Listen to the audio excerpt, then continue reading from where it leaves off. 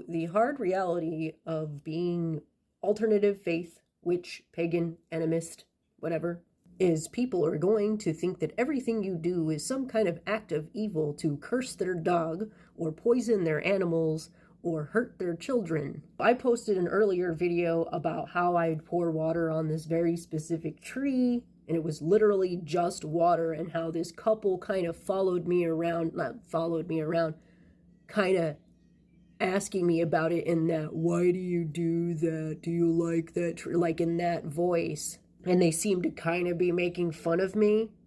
Well, the female side of that unit came at me yesterday with, do you do that every day? And she came at me kind of hot with it. And I looked at her and I went, why do you ask?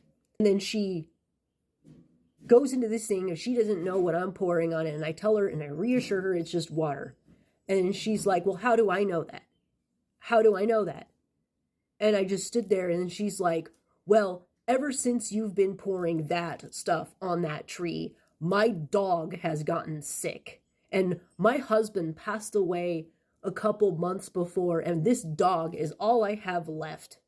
And I'm just kind of like standing there kind of in shock. Because I know I'm pouring water on this tree. I know that the vessel that I'm carrying it in is not a dangerous vessel.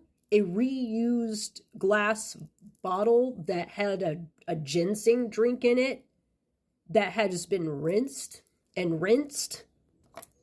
There's nothing that could possibly be hurting this dog or any animal in the neighborhood. But alas, apparently it is. And I'm starting to have a panic attack, so I just end up agreeing to, I'm just going to stop. I just agreed to stop doing it. Told her I'm sorry for your loss, sorry about this, I didn't know.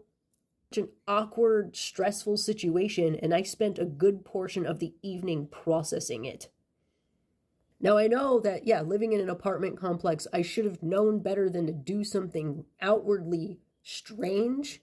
Keep in mind, I live in an area that feels so freaking weird. It is so, the veil is very dense here. There's a ton of people here. We have so many mixed things going on. We live, in this area where it's a mix of the Biltmore is over here, and then the ghetto is over here, and then one of the busiest streets in town is right there, and one of the freeways is right there, and then there's all these weird architectural things that are causing the energy to feel really inharmonious.